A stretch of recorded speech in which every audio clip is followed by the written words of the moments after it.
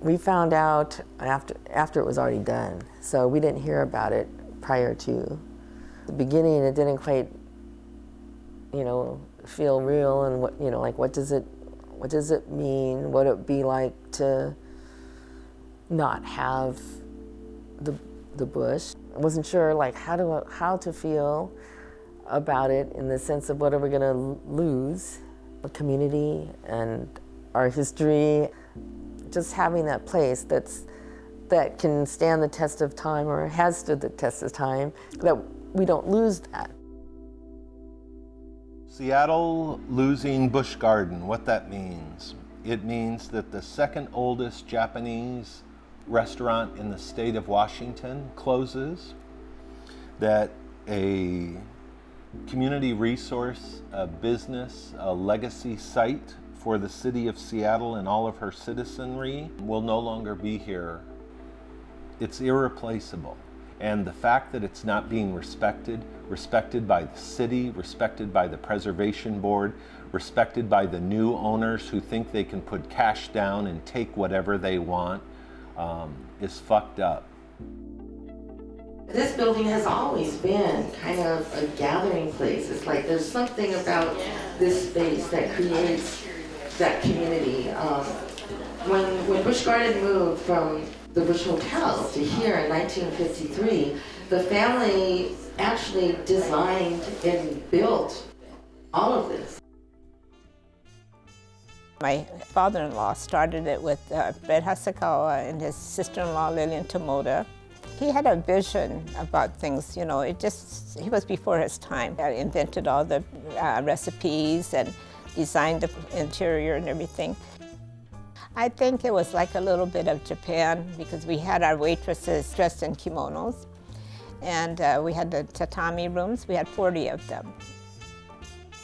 My father-in-law invented the hole that was underneath the table, and so you could sit down like you were at a chair. And he said that none of the Americans could sit down on their legs and be comfortable, so he designed that.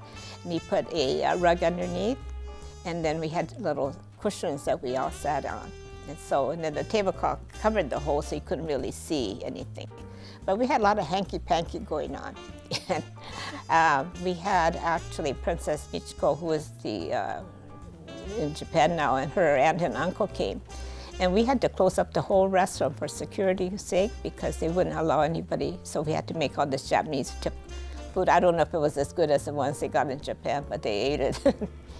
We had cooks, and we had a hard time getting chefs because the immigration would only let so many people in. They kept saying, well, they're taking away, the jobs from the American people. So I said, how many people here know how to make sushi or make Japanese food, And a lot of the chefs that came over finally got their visas, and they opened up their own restaurants. So a lot of the restaurants today are run by people that worked for us at one time or another. We started the karaoke bar, later on in the 60s, and we were the first karaoke to be in the whole United States, actually. And at that time, they didn't have the key changers and the video with the words popping up. It was more a scenic video that was on a screen. We had karaoke here, Japanese karaoke, back 8-track tapes. You're thinking 8-track, and the menus for the songs were handwritten in Japanese. So if you didn't read Japanese, there's no way you're going to sing. And it wasn't popular everywhere. So really, in the API community, is a different kind of world. Here, how it looks now and how it looked then is quite different. I think now I really like how it feels. People come in, they sing, they support each other. If somebody's doesn't remember the song and they're having a tough time, the whole room starts singing with them.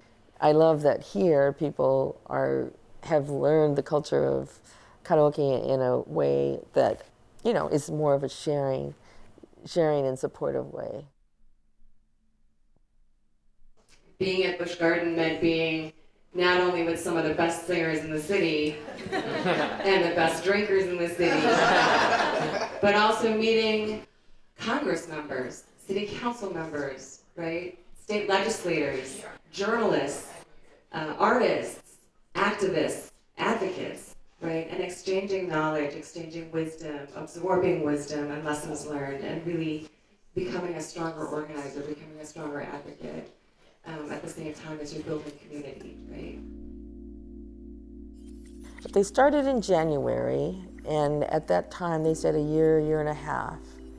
And then as we were approaching the year time, they said potentially it could be, 2 years. There's been a lot of support for us to try and continue somewhere.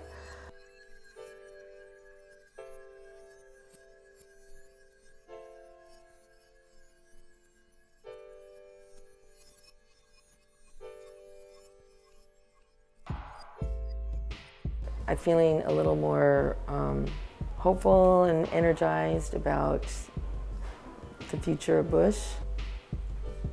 When the opportunity came up for us to move into the new development, Uncle Bob's Place, that Interim is doing, it was very exciting.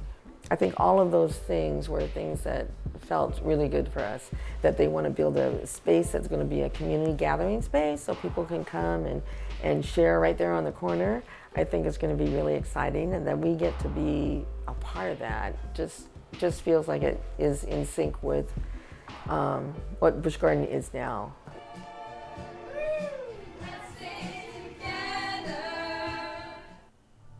I feel the idea about losing valuable things in our community, in our city, that there's a part of me that really wants to push to preserve and not just as a museum place to go recognize and see the story, but something that people can come and experience in a very authentic way. But I don't want to lose the neighborhood and its history and the story it has to tell.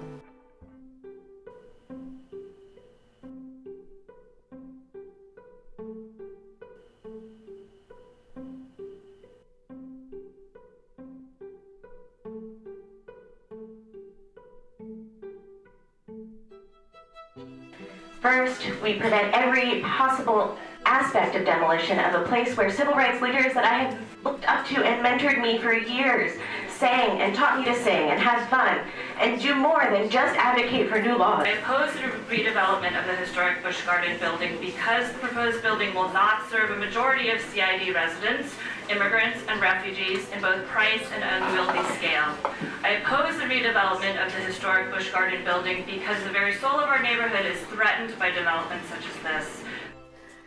Once you lose the building, Busch Garden building, you're going to lose a lot of history. And it's not necessarily Chinese history. I think the International District Chinatown was called that for a reason. It includes a lot of other people besides Chinese people, and we all lived and worked together in this same neighborhood. And I don't feel like erasing 100 years of that history is worth this development.